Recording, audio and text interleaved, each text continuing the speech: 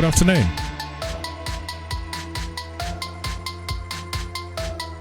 I'm Daniel Miller, and this is the Gaming Dialogue News.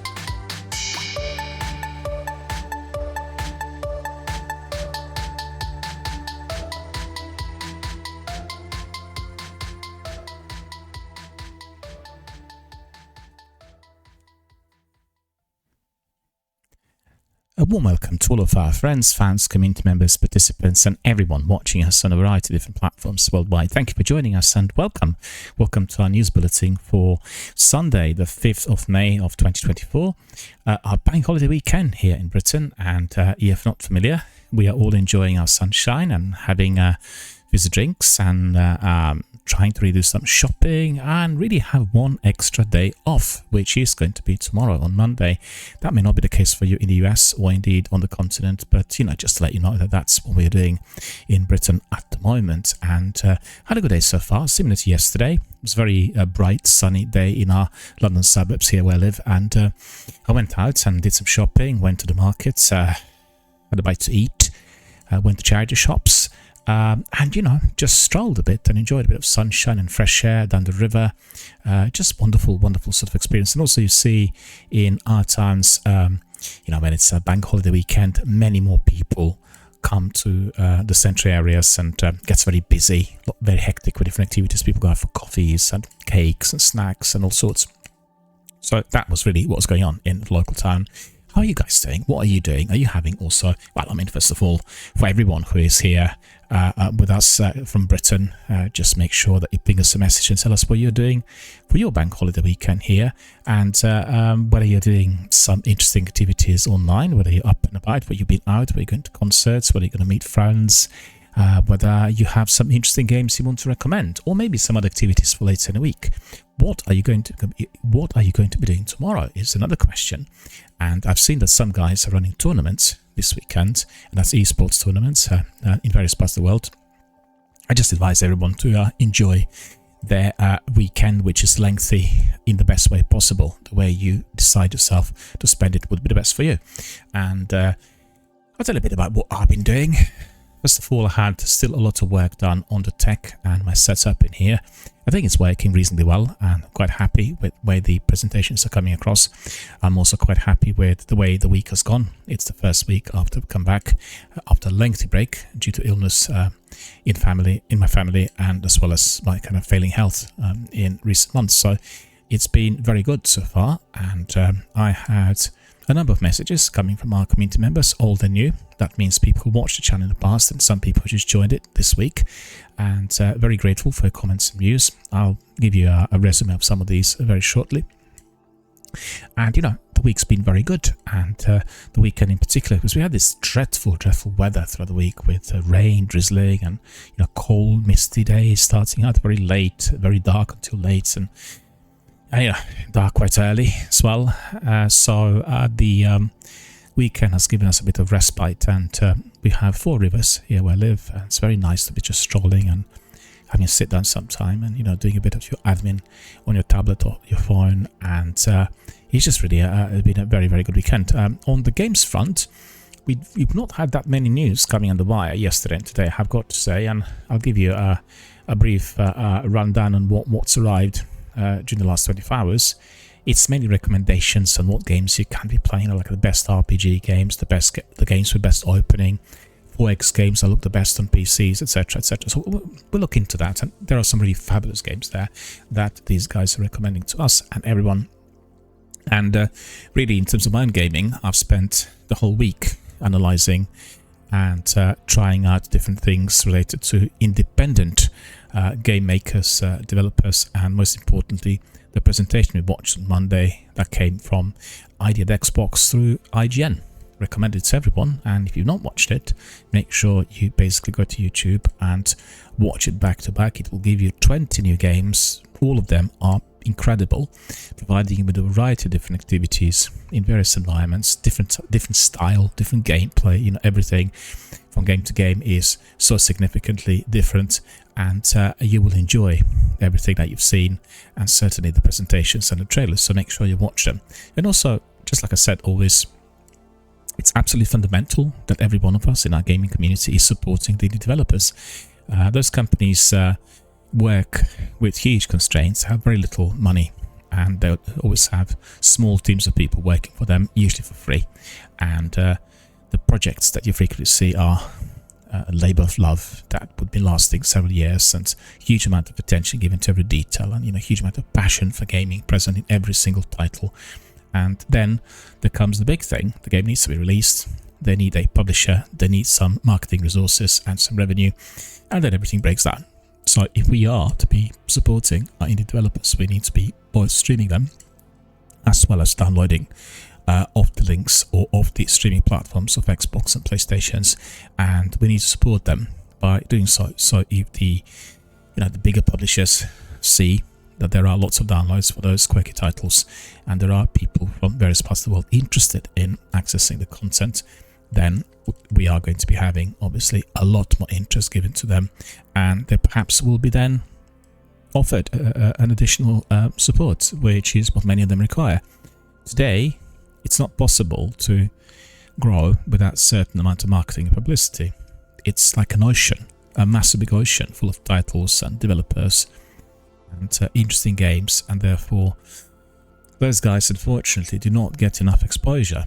And I think our gaming community can provide exactly that, and we just have to be really a bit more concerned about those who need our help in a similar way as we are providing assistance to our charities. We want to be investing in our charities, donating to make sure that they provide services to people in our communities, local communities that is, and to those people who actually need those services the most, people vulnerable, suffering from any form of illness, disability, or any other psychological or financial pressure. And with indie developers, it's exactly the same. You can have somebody who works during the day and then spends half a night just developing his game and going back to work and doing like this 24/7 for many months on a trot.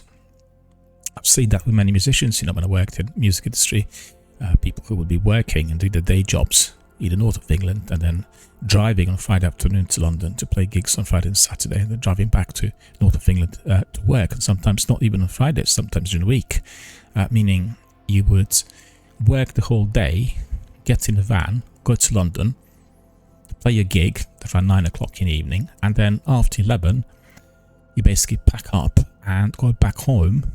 And by the time you got back home up north, you have to go back to work. So, that sort of dedication, commitment needs to be respected, first of all, and it needs to be supported, because it's just all about the passion, doing something that you really love doing. You're not thinking about consequence, you're not thinking about your earnings or money or, the way the future's going to look like. What is critical is that you are dedicating your time, your effort, your energies into an area which you believe you were made for. And therefore, if we support those people who are doing this, we are going to be enabling that talent to flourish. And hopefully, in some cases, we'll also get the bigger developers and publishers fully on board. So remember that. So my weekend also was dedicated to indie gaming. I told you about Chicory, told you about a short trek, and I told you about Open Roads, the game I played last night at some length, and all three are great, and one better than another in different sorts of ways. Each one of them is providing you with an opportunity that is significantly different. So for instance, in Chicory, what you do is you get in a room which requires some sort of cleaning up, and then you're painting everything in it, and you're progressing forward by painting different parts of your scenery, and then having sometimes some obstacles which cause explosions, and therefore you're brought back to square one. And very, very ingenious idea. And I have to say, when I've seen it, I thought, that's not going to be much. And actually, it grabbed me, and I played it for quite a while. And it's all about the idea at the end of the day. It's all about graphics. It's the idea and how the game is developed. And there's so many fantastic ideas being given to us through indie games, as we've seen during the presentation. So make sure you try Chicory. It is available 24/7, easy access on the Game Pass. It's on Xbox. And then you have Celeste, another game that I guess is quite close to what we are doing on a channel overall, and that's supporting the vulnerable souls amongst us, because the protagonist, the main character, is experiencing stress and anxiety, and therefore she wants to be climbing mountains in order to overcome the pressures and the difficulties. And that is exactly what the game is giving you. And it's a platformer with lots of difficult obstacles and hurdles, and you've got to be basically climbing mountains in order to get rid of stress. So I would highly recommend it to everyone. It has very basic graphics when you do the gameplay, but the concept and the idea is very noble, and therefore I support it 100%. Then I told you about the Short Trek. This is a wonderful game where you play a bird called Claire that needs to get some reception for her mobile phone, and therefore she's exploring the mountains in an area where together with a partner they're spending the weekend. And as she is trying to find the reception high up, she comes across lots of different characters asking her to do different things, and she has to be collecting different items for the inventory, new activities unravel, and then you get some new skills, like for instance being able to glide, being able to climb, fly in some instances, get to certain high peaks quicker, and generally a very, very enjoyable feel-good game similar to Spiritfarer. I loved it and I recommend it to everyone. So that's a Short Trek for you. Again, on Xbox Game Pass, easily accessible 24/7 for anyone who is subscribed to the Ultimate. And then we have Open Roads, the game I talked about quite a bit here during the week, and this game again is very much aligned with what we do here with charitable fundraising and supporting Mind, that is the Mind charity in UK, helping people who are experiencing psychological difficulties or suffer from mental health illness, mental problems I should say, or any other form of psychiatric illness. And this game is a bit like a psychodrama. It is fairly basic in terms of its dialogue and one part of the gameplay, which is like a walking simulator. You walk around and point and click, discover different types of items, which are then examined and give you other clues. Then you carry on the dialogue and they go into inventory, or just simply progressing forward in the story.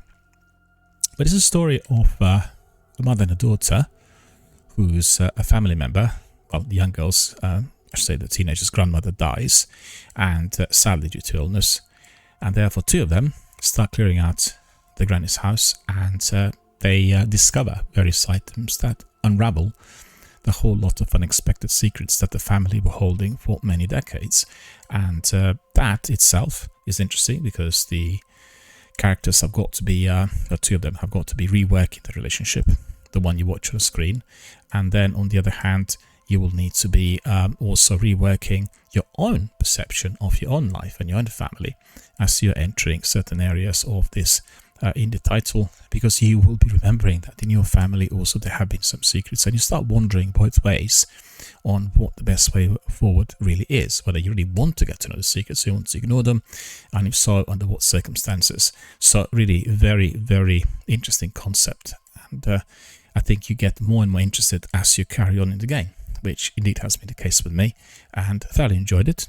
And as I said, they get on it's a bit like a road game with walking simulator. They travel a bit, they go from one place to another, they go to the old huts in the mountains and or in the wild somewhere, and then discover various items in there which initiate extra activities and their motivation, and also they have to rework their relationship as the daughter discovers certain things about the mother discovers some things, some situations, some instance from the past related to her own mother, i.e. the young girl's grandmother. So all of them have got to be reworking their own way of relating to their own family and what they knew as real, and then adjust. So it becomes like psychodrama, really, thoroughly enjoyable, very well delivered, very well acted, very good dialogue as well. And I think what's important is very contemporary, can appeal to anyone who is in that sort of situation. Young couples with children, or indeed teenagers who are having some issues with their moms, single mothers with teenagers. The list just goes on and on. It really connects straight away. The issues they talk about are really universal. They can be applied to any country around the world. I can identify with them, irrespective of their location, despite the fact that they're obviously based in the US and they do things which are fairly American in many ways, with highway trekking and having some items that represent very American iconography, like the plastic cups from McDonald's, for instance, or any other kind of wimpy bars or whatever they're called in the US. And it's just all blending in very well. Also, visually, it's quite good. It's a bit like a graphic novel that you are reading, and you're sort of unraveling the mysteries to the storytelling.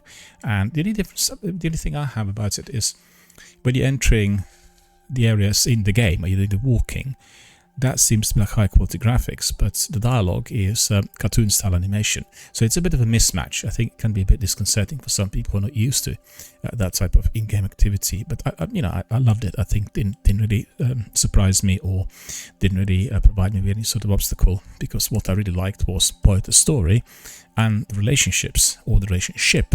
Well, you have one relationship there which you're exploring, but also their relationships with the loved ones that are being seriously undermined and rattled by those discoveries, and therefore you have got to be adjusting your own relationships, or the way you see them, as well as your own perspective on your own family and your own family secrets. So that is what I really like about the game. And I've read a couple of reviews yesterday, even here live online, which I thought were really we were all on the same page.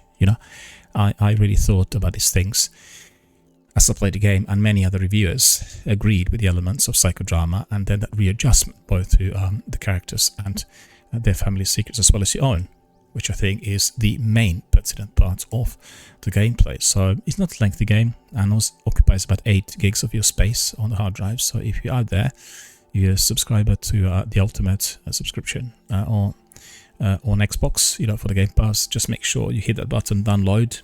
Or indeed, if you don't want to be downloaded, if you're playing Warzone and Destiny like myself, or Apex, and your hard drive is cluttered, well, it's easy. Just click on that cloud and it will start playing. And as it is not a game with very highly taxing graphics, you'll play nicely and easily without any lag or any stutter, and you'll be able to complete it in no time.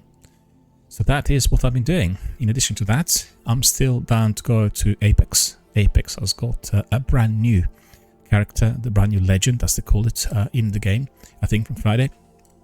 Not looked at it yet, but I have read some postings. That was really both very interesting and very exciting in all sorts of ways, and very excited about the prospect of coming back in and trying out the new season and everything else that comes together with it. Apex is a wonderful game.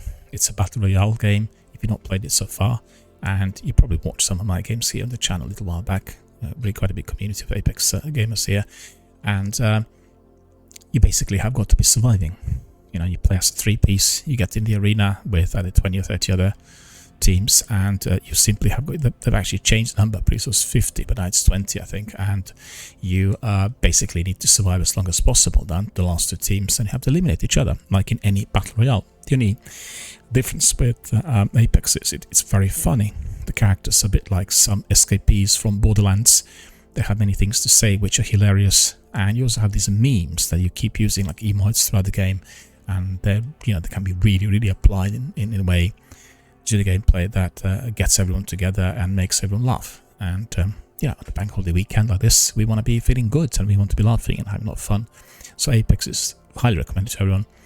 As I said, the new legend popped up on Friday, so you need to be earning a lot of in-game currency in order to unlock that creature, and then you will explore their special skills. Everyone's got one super, which is usually magnificent, and then some other skills, the 2 of them, that are specific to that character. So if you're doing it with a team, playing together as a squad in Apex, what you do want to do is you want to be getting 3 characters who are quite different. In fact, you cannot be playing 2 Bangalores or 2 of the other ones, or Gibraltars with the same squad. There's always got to be that difference, because their abilities are compatible. So you will want to have a team that's got different abilities, and you apply that to the arena. And therefore, I think it's a very enjoyable game. And as we know, many people love it, hammer it, play it frequently. And I watched the other day Xbox podcast, which is released on the weekly basis, and Malik, who is one of their new presenters, always keeps saying and always reminds everyone that Apex is his all-time favorite game, and he keeps playing it every single day. And I could see why. Apex, similar to Vampire Hunters or Warzone or Fortnite, does have the sort of catchy bit, the competitive bit, where you want to be playing yet another match. You feel driven to doing better if things went south, of course, the last one. And also you want to get together with other people, and frequently when you do it, you can see people are just wiping, and then very quickly they're carrying on, they want to do another match. So that's the danger of Battle Royale, I think, and everyone needs to be very cautious and careful that you don't get sucked into this, to which you would become, a gamer who played the game all night long without any sleep, etc. That's not the idea. Just allocate maybe a number of matches, like 10, and then you see what the score is. I guess similar to what you have in a 90-minute football match. You have to play from 1 to 19 and see what score you got. There's no extension of it, because what you achieved is what you achieved. And you got to approach every Apex and every Battle Royale and PvP game in exactly the same fashion, with a structured environment, with clear boundaries, and then therefore it will never become overly addictive. So yeah, so that's it. That I want to get to that. We had a very, very enjoyable session of Destiny yesterday, and I played it with a couple of chums who joined me through random matchmaking, and we had lots of fun. What we did do yesterday was Siva Heroic Strikes, one of the most treasured activities of Destiny 1, and they were quite challenging, but we completed them all. And then eventually, towards the end, I thought maybe I can just crack on with one Nightfall Strike all by myself, but I realized that it was already very late, and then I said, we're going to do this on some other day. So maybe if I have time today, we'll do exactly that. We'll try to rope in a few of our community members and maybe I'll do that Nightfall Strike all by myself, or maybe somebody else. Maybe Sekopupu is around, maybe he wants to join us, and we'll have a bit of fun. So Destiny at the moment is basically running that big Into the Lights event, and we managed to get Pantheon this week, and I have still not played it, although I said here live online that we are going to be doing it together with our chums from our community, but unfortunately none of them were doing any of it early in the week, and therefore I'm still waiting for some invitations, as I'm very, very trigger happy and very eager to see what Pantheon is actually like. I can't do it by myself. It's a 6-player game, and you are defeating the raid bosses, so it's really a pinnacle end game activity, extremely difficult, and in order to complete you will need to be having a selection of your teammates who know exactly what they're doing. So that's the next step. We did have a stream of Destiny 2 2 days ago, I should say, and we played Onslaught back to back really for about 3 or 4 hours, and it was very enjoyable. We played several playlists. Playlists will give you 10 levels, so it's 10 rounds, and then once you complete you get your loot. The big boss is waiting for you right at the end of the 10th round, and with the proper Onslaught it is 50 rounds, so it's a lengthy activity. You probably will be doing it for about an hour or maybe 70-80 minutes, depending on how fast you are, and you have a lot of fun. You get platinum loot towards the end, and make sure you collect all of those items that you're getting. I was a bit skeptical. I thought maybe the loot, which is legendary, it's non-exotic, will be just lame, like what we had sometimes during the seasons. But I've got to tell you, the rocket launcher picked up straight away after my first Onslaught is astonishingly good. 12 rockets, very, very fast reload, and it really is rocking. When you compare it with Gjallarhorn, which is one of the mightiest weapons in the Destiny 2 arsenal, this new rocket launcher is a way faster. It's just really, you switch weapons instantly and you're there straight away. And 12 rockets, if Onslaught, ideal. I was spamming the enemy with my rockets as I had a lot of ammunition coming in from everywhere, and that itself was, grotesquely rewarding.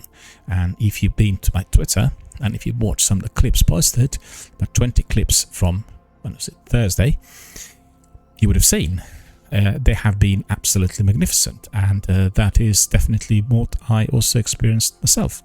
A degree of excitement, enjoyment, and certainly a degree of satisfaction that we were doing that together as a squad. The result was entirely based on our joint activity and participation and our skills and effort. We were doing what we can do the best, and therefore 50 rounds went by and we collected our platinum loot, so you can do exactly the same. So I think that's probably all as far as the resume is concerned of the recent activity. I want to just thank, in addition to that, everyone who's been supporting the channel and watching and listening to my podcast and my video gaming news in the course of this week. And many people watched it through playback on YouTube and Twitch, so thank you for that, and thank you for your messages. So I'll give you a few messages that came in, and one of them was asking, where do you get your news from? And James, who asked this question, was considering whether he should do exactly the same, and I told him that basically it is a collection of the best news hubs on the internet, and these are GamesRadar, GameSpot, GameRant, Eurogamer, IGN, DualShockers, Digital Foundry, and then quite a selection of the other ones, like for instance the ones related to specific platform. Xbox related ones are Xbox Wire and what's the other one? Idea Xbox. And then if you were considering what to do on PlayStation, you can go to Push Square. They talk about PlayStation exclusively, and the list goes on. But these are the first 6 I mentioned are the hubs I resort to every single day, as indeed I find many of them to be providing me hot off the press news. And if I select from them every single day, I always get the very best of what is happening in the industry within that following 24 hours or within that day. And we had some questions about Destiny. We were asking about why Destiny was so important and so revolutionary. And I explained that Destiny was the first game that provided that multiplayer in-game activity on all fronts, which also was non-linear. And at the time, when the game came out in 2013, nobody else attempted to do that. Today, it's a different story, but Destiny did break boundaries and did increase the standards for the industry, and also created new trends. As you've seen, the idea of having that sort of multiplayer embedded within the narrative structure is now well popular with lots of different titles, and we see more and more of that, and very expensive, very difficult to make. But that was one of the main novel things about Destiny, and also this non-linear storytelling. We've seen some of that in games like Mass Effect or Skyrim, single-player games, but in this instance it's a multiplayer, and you can do the story missions together with 2 other people as a 3-piece, and that itself changes the perspective and the experience of the title altogether, which indeed has been the case right from the start. So highly recommend it to everyone if you've not tried Destiny, and we'll talk a bit about Destiny and what's been happening in the sequel during this week. I always elaborate and reflect on the news coming from Bungie. I get them every Tuesday or Wednesday, and it's called This Week in Destiny, and you get the rundown on all that is going to be happening. So that is certainly what we'll do very, very shortly. And the last question, I'll answer all the questions in the course of the week, but there have been some very interesting ones, and one of them came from Jessica, and she was also asking about the absence from the channel and what was going on, and whether the channel's going to carry on in the same format. And she said quite liked what she's seen in the course of this week. And I just want to say to Jessica that the channel has changed somewhat in its structure. And the reason for that is very simple. I had some news and some feedback from my community members indicating that they felt 6 hours on a trot, incorporating the news together with community content, with podcasting, as well as the gameplay, was, I guess, slightly diluting the idea of being in a forum where you're doing gaming online together with others. So I decided to break it up into different theme-based sessions. One lot is the news bulletins, and this is one of them. Then we have podcasts, which are, again, dedicated to a particular subject and then elaborated on it. And then you have podcasts which are based on community interaction and our social networking here in our communities. So yeah, separate section. And then we have the regular gameplay. Well, the gameplay will still retain some elements of the both, because I'll talk a bit at the beginning, but it will not be as lengthy, with about 90 minutes or 2 hours spent on the discussions linked to what's happening in the industry and our community. So, somewhat different direction. And Jessica was asking this question, noticing the difference. And also we had a news from Tom, who said he quite liked the content, and he quite liked the concept art. And he said many of these images he had not seen before. So I said to him, well, it's not surprising, because about 2,000 images dedicated to Destiny from the early days, and many of those were not screened anywhere or distributed, and I collected them off the net and from Bungie directly, and they will be always streaming here on a podcast, and you'll be able to see some of these images at any time. Even if you don't want to listen to me, you can just simply switch me off and watch the slideshow, and that will do the job. There are going to be new ones introduced. These 50 which you're watching at the moment have been here for this week, and we'll switch the slideshow to other images so that you can have a greater variety as we carry on. And it will be interesting for everyone to discover what Destiny looked like, and particularly if you are going to podcast dedicated to how the game was made. 2 parts of that have already been released. The 3rd one is coming soon, and you can find them on both Twitch and my YouTube channel. And I have to say that these ones were the most popular across the week. I was surprised. They had quite a few views on YouTube, as people wanted to learn about Destiny and how Bungie made it. Many people are not familiar with some of the ideas and some of the difficulties that the company had faced initially. So, that is certainly going to be very much of interest to everyone, and accompanied by these wonderful concept art images. And as I said, the new ones are to come your way very, very soon. Right, so that's probably all. There are other questions, but I've been answering quite a few of those in the course of the week. Today's Sunday, so we just have a bit of a resume of all that's been said and done. And thanks also to Tom and to Jessica for your very kind words. You are obviously enjoying the new format and sending us messages and watching and listening to what I do here, and greatly appreciate it. Also, come forward live online and post some messages through the chat or whilst I'm doing it, so we can really talk. And we can bring you in through Skype calls or maybe parties on Xbox and PlayStation, and we can talk live online whilst we're doing some gaming. It's no big deal. The actual discussions online do not have to be always connected with the actual gameplay, if you know what I mean. And there could be spectators. We can have up to 10, 12 people in a party who are cheering and supporting the competitors, and it's good fun. So we have lots of different ways about it, and I'm certainly recommending that to everyone, to join in, to talk, to speak up, to make new friends, to support the vulnerable ones, and train, teach, and certainly provide sessions like tutorial sessions for those who are playing Destiny and still learning. And we've done that many times here before. I can see that we have Brona Brothers here. Hello, how are you doing? Good to see you, and thank you very much for joining us. Thank you for watching the news bulletin, which is what I'm doing at the moment, and very good to see you. Not see you for a while. How are you? How are you doing? And how is everything out there? Just ping us a message, tell us, share that with our community members. We had our friend yesterday who was telling us about the whole selection of games he played of late, in addition to Destiny, Farming Simulator being one of the main ones. And we talked about it a bit because I played Farming Simulator on Xbox Game Pass, and I find it to be astonishing. Like, farming is one of those things that I'm absolutely not interested in. I know nothing about it. And I've seen the game, and I said, I'm just going to have a look. It's going to be certainly like a turn-based strategy, something I'm not interested in. And then I watched the beginning of that game, and I just couldn't stop playing. It was absolutely, absolutely incredible. And Brother Brothers says, I'm very good, just gaming. How about you? Well, today I'm very good. I've been quite ill of late. I had major ear infection, then prior to that I had sciatica, so I've not been well, but hopefully getting better. And also playing quite a lot of different games. I just talked about them earlier on. What kinds of games are you playing at the moment in addition to Destiny? Tell us. I'll be very curious to hear. Yeah, so coming back to that, I talked about providing sessions for those who are more vulnerable here, so they can be trained and taught on how to play Destiny 1 and 2.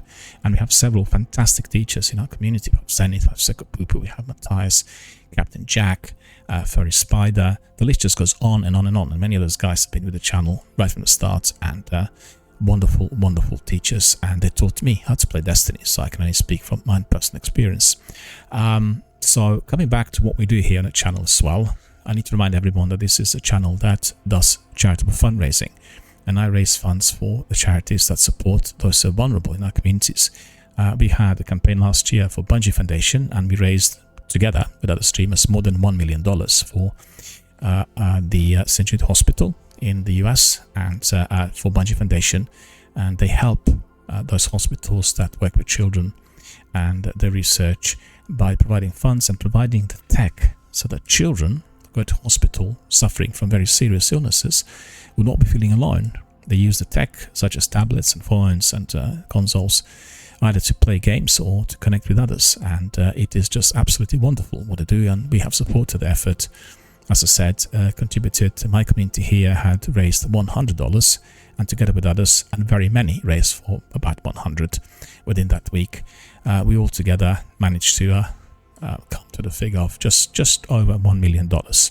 And I'm presently here supporting a charity based in Britain called Mind. And this is a charity that helps people who are experiencing mental health problems or psychological difficulties or suffer from major illness. And they provide services in our communities, and they have volunteers and professionals who are delivering counseling or providing practical assistance and advice. So we are supporting them because I personally believe that their services are second to none. They're tremendously valuable. And I know how hard it is for people to pick up the pieces when their lives get broken. And we want to support that sort of work as much as possible. So anyone watching, make sure you are contributing either by donating or indeed by providing postings on social networking which are connected to the campaign. And the link for Tiltify, which I have, is the one that gives you also free access to my stream. So if you were to be reposting the link to other social networking forums, everyone else will be able to watch the stream, connect with you, of course, and indeed then donate if they wanted to. In addition to that, it will be providing the charity with a lot of publicity. You know, the other people see that gaming community is supporting mental health charities, and that will be of tremendous assistance. Everyone who is in our community can do exactly that. Our friend Bronner Brothers is saying, I play quite a few games, and at the moment I'm playing Destiny 1, playing Destiny 2, just like myself, Need for Speed, which is a very good game, and FIFA. Well, these three are very different, and FIFA is a football soccer game, Need for Speed is a driving game, and Destiny 1 and 2 is what it is.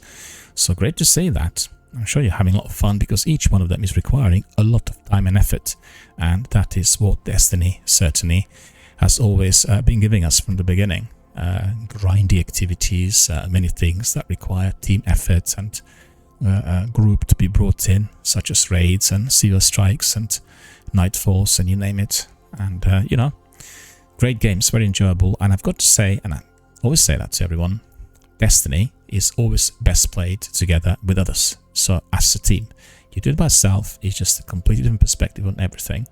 So even if you're doing the original title or the sequel, make sure you go in and play the game with others. You know, even if you don't have any people in the community or no one to do together with you straight away, the random matchmaking or the fighting finder will give you some of the guys, and you will make new friends and you will enjoy the game a lot more. That's absolutely critical. Just bear with me, I need to get my extra device here so that we can have some other information on display. Bear with me. Well, Bronner Brothers, I want to know about Destiny Into the Light. Are you playing it? You played Pantheon? How are you finding it? How about Onslaught? We were hammering the Onslaught the other day here, Sekapupa and myself, for about 4 hours. We had lots of fun. We've done several rounds of Onslaught in playlist. After that, we went down the route of doing the big one, 50 rounds. I think we completed about 66 minutes. It was very enjoyable. And, you know, just a kind of activity that we like doing as a team. Never ever boring.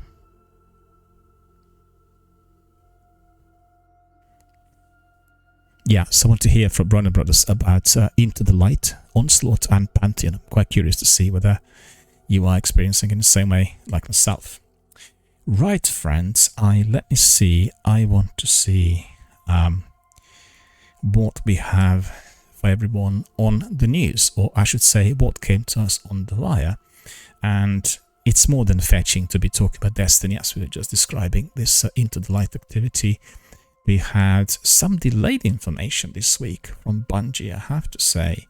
It came, I think, either or late on Wednesday, even on Thursday.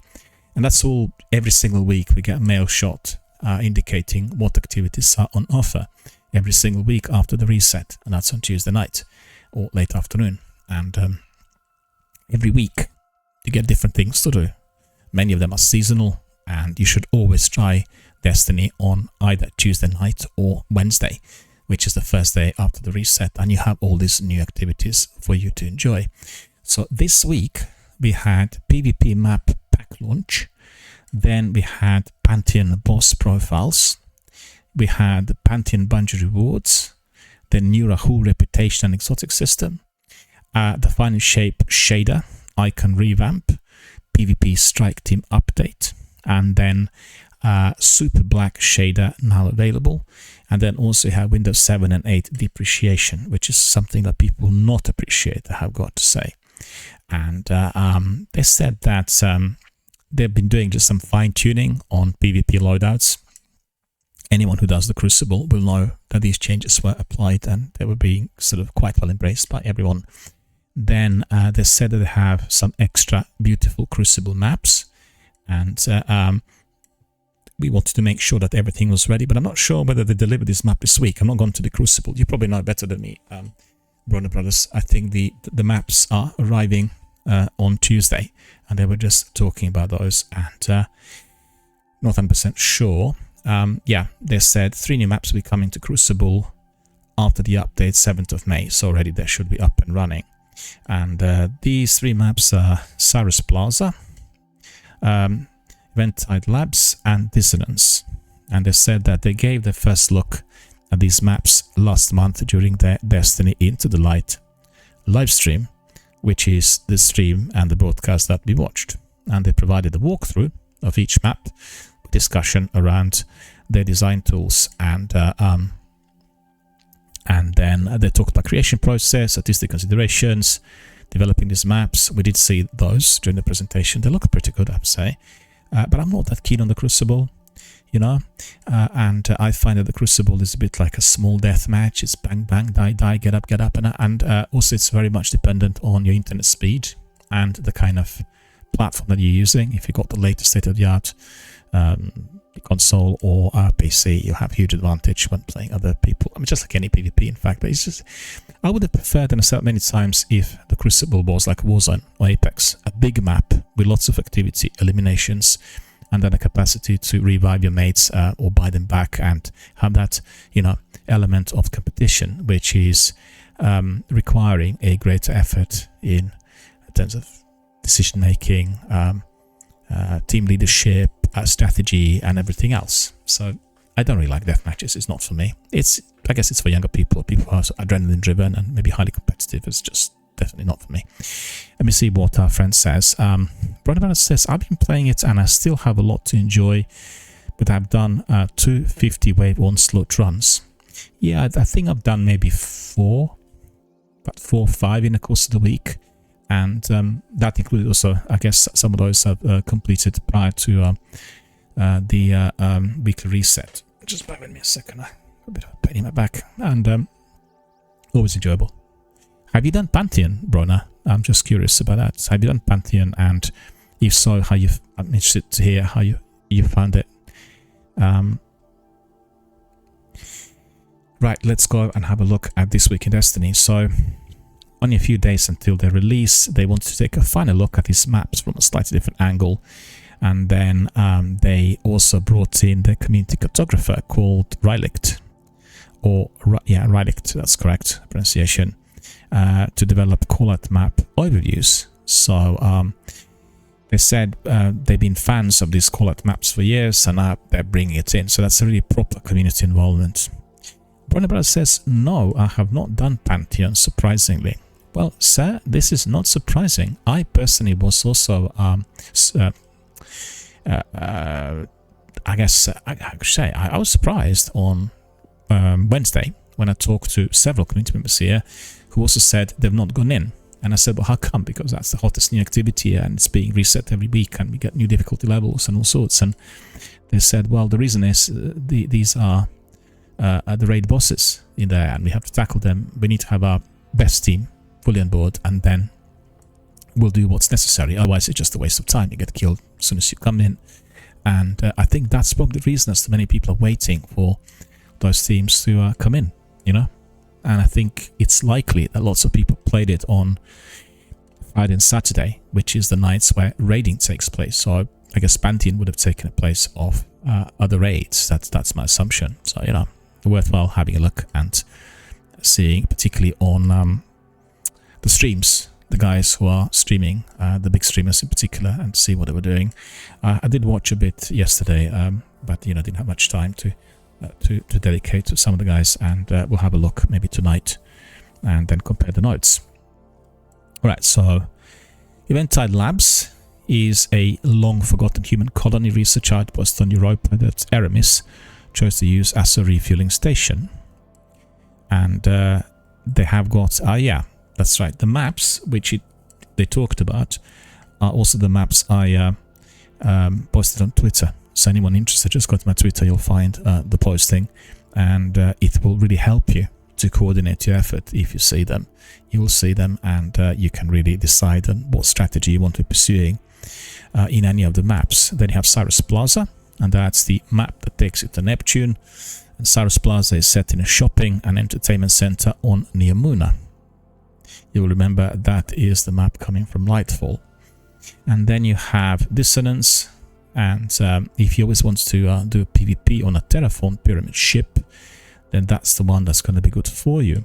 And equal parts beautiful and haunting. They say Dissonance is set on the Witness's former ship Essence, which was terraformed by the Traveler. So at the end of the day, the last map, Dissonance, is actually tied in with the final shape more than the rest, and you should really have a look at the map and enjoy it. And then New Territory, there is 3 versus 3 pillars called New Territory, and these maps can be also offered on demand. You have this map replacing 3 versus 3 quick play mode, and they will have 3 following game modes for actually survival, elimination, clash, and collision. So if you want to go in, then you have to get the introductory quest from Shaxx for more details on the players, on the playlist and the maps. So that's again news. So Pantheon we've heard already. So we talked about it quite a bit in the course of this week, and the Pantheon is here already. And it's a new PvE raid. So it's not PvP, it's PvE, or it's not really the combination of the two, like what we have in Gambit. And it is a big activity that features 4 bosses, and the 4 bosses are part of the first wave in the course of the first week. So still got a couple of days to polish it off. That means until Tuesday reset, and then with more bosses on the way each week. They wanted to take a moment to highlight the targets that you've been tasked with taking down. So there are several targets in there. The first big boss is called Golgoroth, and he is very, very powerful. It's like a massive big ogre, and you will have some difficulty eliminating Golgoroth unless you are in a good squad. And then they give you all the details here. I'm not going to go through this because you can just go to my posting and then read all about it. Basically, the tips are about classification and hazards. So, for instance, the hazards are most important. What you need to avoid. Avoid basically I-beam, then Venomous Gaze. Both of these are absolutely deadly. Unstable Light, and then he has like monstrous strength and durability. So when you're hitting him, you know, with your artillery, you'll find that he is very, very resistant. Caretaker is the other monstrosity that looks like a huge hunter, and he's Scorn, and his abomination that's altered. So what you need to watch out for there is Scale Drone Swarm. It's very important. Overcharged Ether Blast, that will kill you immediately. Sacred Dematerialization, and then Resonant Empowerment. So, you know, he is the character that will be also very hard to kill. Then you have Atrax 1, Fallen Exo, the wild card. And he is looking like Aramis a bit. Elixni is this category. And then you need to watch out for several things there. Modified Shock Rifle, absolutely deadly, kill you straight away, 1 shot, 1 kill. Extinction Protocol, Self-Replication, Teleportation, and then Stasis Empowerment, as you would expect, as obviously this boss is Elixni. And then you have Zoruk, Explicator of Planets, and he looks like a massive big titan of some sort.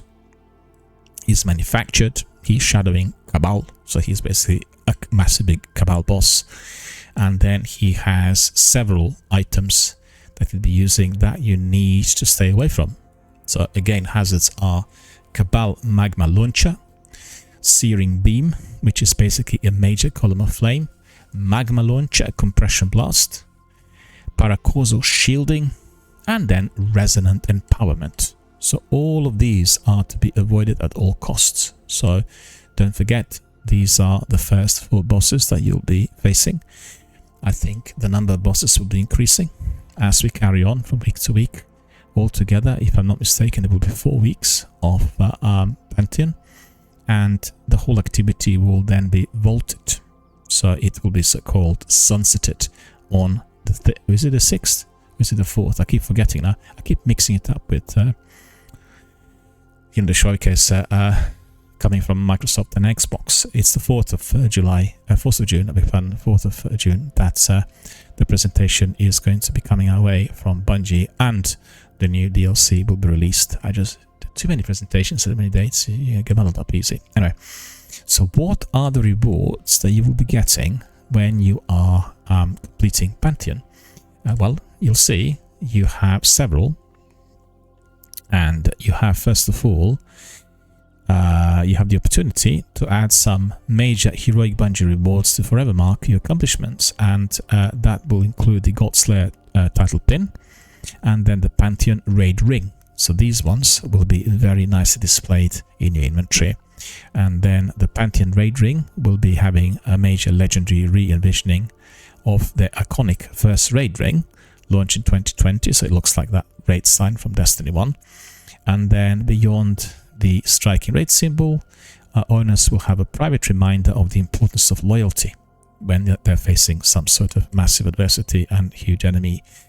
So that's etched on the inside is a message. And listen to this. The message says, glory comes easy when you have allies you can trust. And I guess glory comes easy when you have allies you can trust should be a motto for everyone entering Destiny. You need to have those allies you can trust when you're doing the game. It needs to be a squad that's doing it, rather than you trying to excel as a single gamer. So that is the way forward.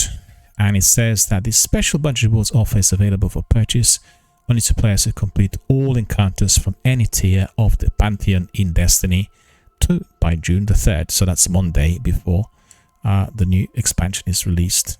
And then they say that the Godslayer title pin will be available for purchase by Bungie Rewards for players who complete the Godslayer title by June the 3rd.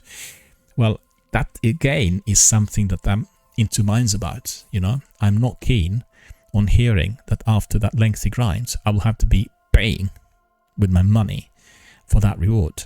That is simply not kosher, and I'm not sure whether that is 100% the case, because sometimes purchasing is with in-game currency. But in any case, I need to have a look and see what the score is.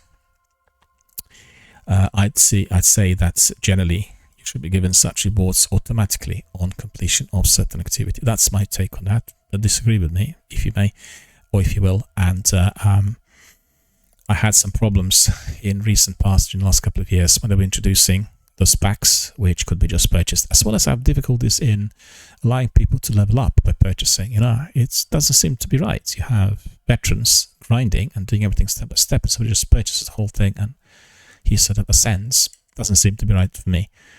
I think everyone should be grinding, and they should start from the bottom in order to get to the top, and that'd be fair and square for everyone who's participating. I'm sure that our friend Warner Brothers will agree with this. Lots of veterans had serious problems with the sequel because they felt there were just many decisions taken because of financial concerns. They wanted new players to be coming at all times, and they didn't want people to see, I'm level 0 and they're already level 2000, and therefore I need to grind for several years before I join the endgame activities. I understand the logic behind it, but I think it would have to be adjusted to what can be done at what time, because otherwise you can ask, what's the point, you know, doing all these lengthy grinds, also in a way which you're just grinding and getting insignificant rewards. I was astonished to see that the new rocket launcher and new grenade launcher picked up as the rewards, the platinum loot, was so much more powerful than previously given exotic items. So that was a surprise to me. But again, you can craft weapons, you can do tailoring, you can, what's it called, the you know, the modding of the weapons, the seasonal weapons. I just suddenly can't remember. Anyway, you can do lots of things with your weapons to make them more powerful, even if they're legendary. They become more powerful than some of the exotics, and it's a lengthy process, and one needs to have good teachers in order to be given advice on what can be done in Destiny in order for the weapons to be as powerful as possible. And we have lots of teachers here, so if you need any assistance, just bring us a message and I'll bring somebody in for you. And there are several who are actually available almost every single day. They're at hand, so they also play the game through all platforms. And as you know, it's a cross-platform game, so there's no problem in people accessing it from PCs, say PlayStations or Xbox consoles. Rahul's frequent decryptor program. Experience of grinding out new exotic armor is a time-consuming process, and then it can take a few runs to get the drop you're looking for. So they said that Econ team has established a good working relationship with Tao's #1 Cryptarch over the last year, so they added exotic armor focusing. Deep focusing is the word I was looking for. I just couldn't remember, Deep focusing weapons is what really makes them a lot more powerful. And they said they managed to help Rahul to set up new promotion program, and that makes farming of the armor you want more deterministic and less dependent on rotators. Well, we'll see how it works, really. I have been a bit disappointed with some of the stuff coming through Rahul, but And they said that as the next expansion, the Final Shape, is released, you will have Rahul, who is going to be the source for any new exotic armor that they're going to be releasing. And they said when you first talk to Rahul after the Final Shape launch, he will introduce you to a new rewards program, and that's going to be tied to his brand new reputation track. So it's going to be a completely different, reworked Rahul. Don't forget, Rahul was left on the back burner in the sequel from the beginning, and he was extremely prominent in the first game. He was one of the most important NPCs through which you were getting the engrams decoded, and you were getting important weapons, and he was providing you with the loot that was making you level up and go forward.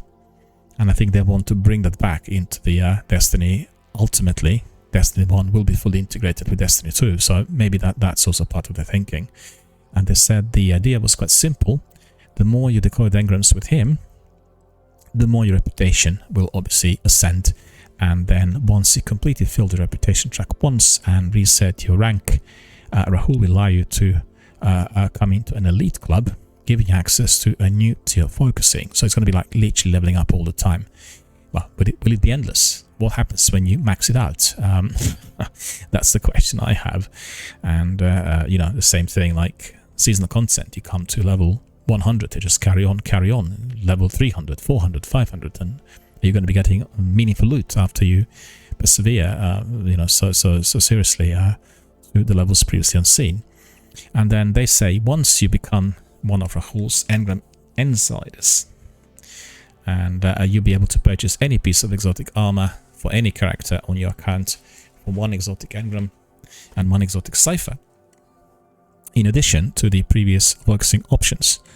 So because of this, that's all tied to Rahul's new reputation track, and there's no weekly limit to be using this tier focusing as long as you still have exotic ciphers and engrams, and then you can keep your rolling armor. So they also said that they will be altering the way that all sources of exotic armor work. So first, lost sectors will keep the same drop rates for exotics, and then instead they'll be dropping engrams whenever they would have previously dropped gear. Niamuna will also still drop new exotic armor when you complete a Vex Strike Force encounter, but they said they will not be adding any more new armor to the drop list after Season of the Wish, basically after the 4th. And so they're asking a question: how long will it take to get the new tier focusing? And I've got the world's first race to prepare for whatever. And they said, without going into exact numbers, the actions that will give the most reputation will be precision decryption. So that's tier 2 focusing. Then they will have advanced decryption, and then you will opening an exotic engram, and then last you will be opening a prime engram. So it's step-by-step procedure. And I said if you want to be ready for the witness forces as soon as possible, then make sure to stock up on exotic engrams and ascendant shards before June the 4th, as with a little more than a full stock of exotic engrams, you will be able to start focusing new armor. So remember that. That's the advice from Bungie. start hoarding exotic engrams and ascended shards. That's what you need to do, and that's before the next DLC is released. And we also had news on the new shaders. I certainly thought that the shaders we were getting in recent times were, I guess, blending in with the old, so there was nothing seriously novel. And we have seen some incredible customization in the games like Anthem and Starfield, which were very detailed, changing the appearance rapidly and also making it possible for you to customize every part of your armor. So inclusive of a trigger, a notch somewhere, all of that could be customized. And I really like that, because you really build your character according to your taste, and you can change that as you go along. And it puts you in full control. You're in the driving seat of your character. And Destiny did not have that, and I think they probably realized that this is required. It's funny because we talked about customization earlier this week related to Baldur's Gate and to Stellar Blade. And we talked about sexualization of the lead character, the fact that these female protagonists were created in a way which was extremely appealing to very many, and therefore drawing a lot of attention through social networking and, most importantly, to cosplay. And there's been some debate about this, whether this is acceptable, useful, whether this is driven by monetization or anything else. But at the end of the day, the way I see it is, people watch films and play video games as they want to enter that fantasy world which is divorced from reality, and they want to be like those imaginary characters. They want to identify with their strengths, abilities, appearances, and whatever they had. And hence the reason as to why the film star system had been created in Hollywood already from the 1920s upwards. And people wanted to see those characters on the screen, which was so different to everyone you meet in everyday life, and having idealized characteristics. They have everything that we don't have, and anytime we look at them, we think, one day we're going to turn out like this, or one day we'll strive towards that. So that's the thinking behind the customization and creation of these characters of today. We don't have film stars, we have star characters, and the character in Stellar Blade, or the creatures you create in Baldur's Gate, they become exactly like that. So that's thinking behind it. I don't want to have characters that are lame and uninteresting. I'm happy to have somebody who looks good and who will be attracting my own attention as well as the attention of others. And that, again, as we've seen in Destiny, when you walk from the tower, the main social networking space, or no, social space in the game, when you see somebody who has a really unusual, funky outfit, first of all, you ask yourself, well, where did they get it? And then you go there and you start talking to them, and that's the first port of call. And that's how you build your communities. If you're not a streamer, that is the way to which you will join forces with others. You'll find somebody who looks unusual, you'll ask him questions. And that's not just in Destiny. I brought in several people to my Warzone community through the outfits. Rambo, Leatherface, all the other guys, Arnie's of this world, are popping up on skins. And you see somebody like this in the arena, they're not really compatible with tactical gameplay, but they look fantastic. The Leatherface was easily detectable because he was wearing white, completely non-military style. But his appearance in there was drawing so much attention that everyone wants to know who was that Leatherface. In the same way as you get a ghillie suit in PUBG, and then anyone who had a ghillie suit, you say, oh my god, that's just incredible. I want to have that. I want to be like that. Anyway, coming back to Destiny and what is said about shaders. They said they're upgrading the look and design of the shader icon layout. And again, you'll be able to customize that. Customization in Destiny had been massively enhanced. You can customize everything about your character and leave it on your loadout. And the customization, when you look at the inventory on the left, you just click on a button and it pops up, and you can customize every single bit of armor with ease. So it'll be massively enhanced. And I still think it's not detailed enough. That's in a difference. Nevertheless, it's looking very good. The design is incredible. So never had any problems with it. And Bungie said that basically shaders are a core way a player can provide a unique look to Field the Guardian. And I agree. The way you look in there is your signature. You really are being recognized straight away when you walk around. And they want to be enhancing that experience. And so the update, they say, they're hoping that the shade icons will be more accurately reflecting the colors and textures that you're going to be applying. So you can have a look at the shaders on my Twitter. and also you can access it through my Twitter, the link to Bungie's This Week in Xbox, and you have Gambit Jadestone shader icon, and then you have Gambit Jadestone shader icon, another one updated in Varnish shape, so they're telling you what difference there's going to be. And then you'll see the other ones when the game comes up. But I think everyone's very impatient. Huge anticipation built about the release of the next expansion, and that's really a double-edged sword. I think Bungie will have serious problems if the Varnish shape doesn't deliver at least to the same degree as the Witch Queen did. The Witch Queen was the best expansion of Destiny 2, and everyone loved it. It was just absolutely incredible.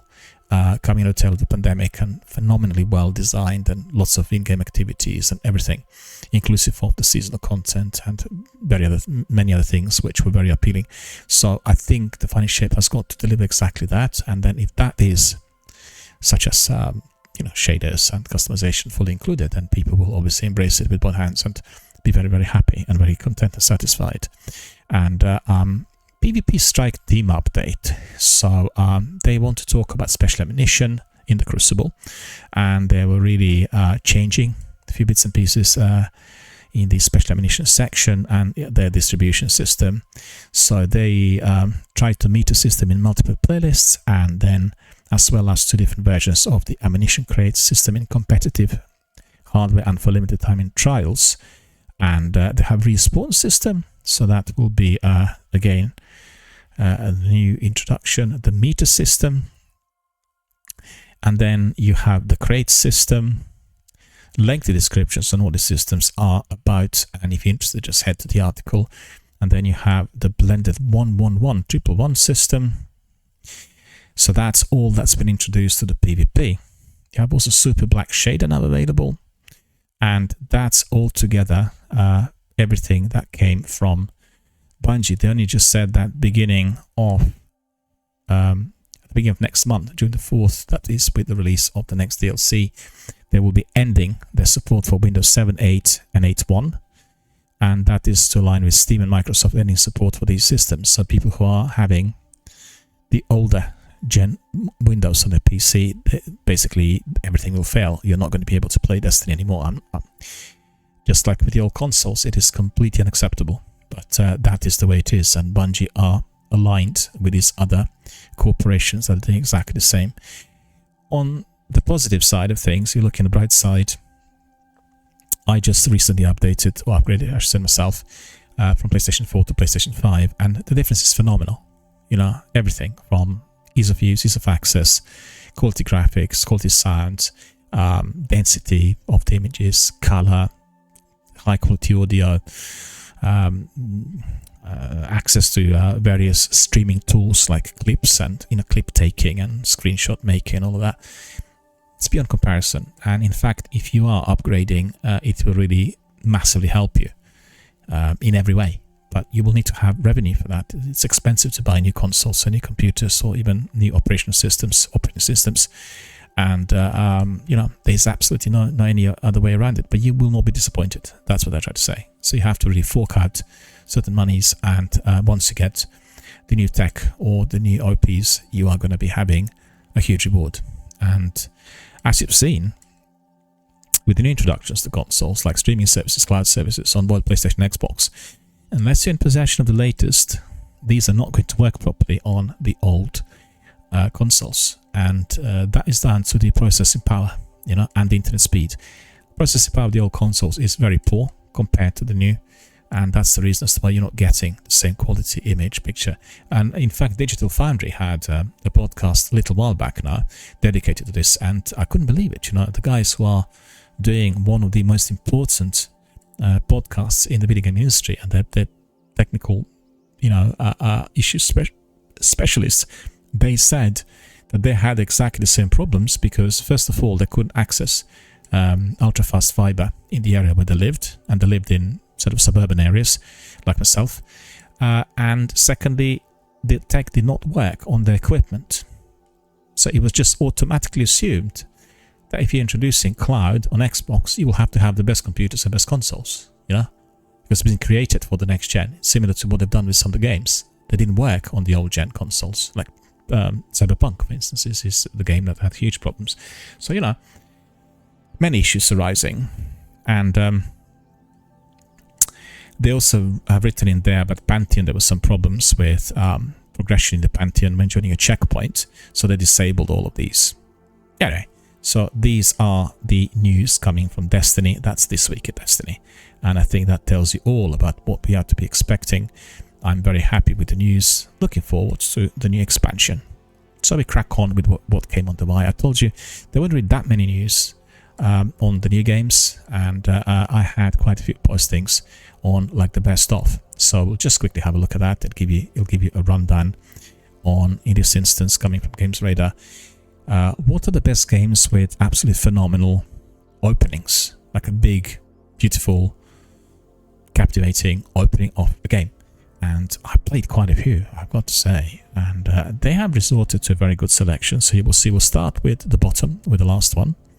So they say, well, still fantastic, but number 10 for them is Ghost of Tsushima. And Ghost of Tsushima Director's Cut will come out for PC very shortly. I don't have the date at the front of me. If you're interested, obviously I can dig it up for you. And a fantastic game, a PlayStation game, which is really incredible. And it will be released on PC very shortly. Playable on PlayStation 4 and PlayStation 5. So they say that's for them their number 10. And they have several dozen flags waving in the wind, and sound of footsteps of man and horse ring out, and everything else. Don't want to give you spoilers. Go and see what the opening of Ghost of Tsushima really is. So number 9 for them is God of War, and that's God of War 3. Then you have... Is it God of War 3? Yes, it is God of War 3. And then you have Assassin's Creed number 2, which is a game that's been around for quite a while, but still with a fantastic opening. I remember it. I remember when I played on 360. Fantastic opening, I agree. Star Wars The Force Unleashed. Again, probably the best opening amongst all of the titles in Star Wars franchise. They placed that at number 7. And then you have the Elder Scrolls Skyrim. That's Elder Scrolls 5, number 6. Then you have Marvel Spider-Man, number 5. Playing Miles Morales at the moment, and the game is just awesome. Even if you hate everything about Spider-Man, that New York in the game looks like no other. It's the best ever. It's recreating New York to a degree which I've never seen before. And then in-game mechanics, with web being thrown everywhere, and your fighting abilities is second to none. Highly recommend it to everyone. I'm loving it. I mean, didn't expect that. Still have got to play now Spider-Man. I've not played it yet, the original big title, PS5, but I'll dig it up eventually, and we'll see what it's like. Then The Last of Us number 4. I agree. I think for me, The Last of Us number 4 is one of the best openings I've ever seen. It's very lengthy. It's cinematic. It draws you into the situation which they obviously find themselves in, and it kind of paves the way for everything that will be taking place in the near future. So really, really good. And you will be immediately bonding with the lead characters, and you will be suffering due to the outcome of the opening. Not giving any spoilers if you've not played it. Yet again, The Last of Us Remastered is accessible on PlayStation Plus subscription service, so you can get it for free if you're subscribed, and you can play today. And one of the best games of that type, survival games, ever made. I'd say 2 of them together. They're really incredible. I don't like the excessive violence in the sequel. I think it's completely unnecessary. But the actual concept, the storytelling, and most importantly, your self-bonding with the characters is what makes the game extraordinary. The video games are progressing down the route, the games which are based on narrative content, in the same way as the films did years back.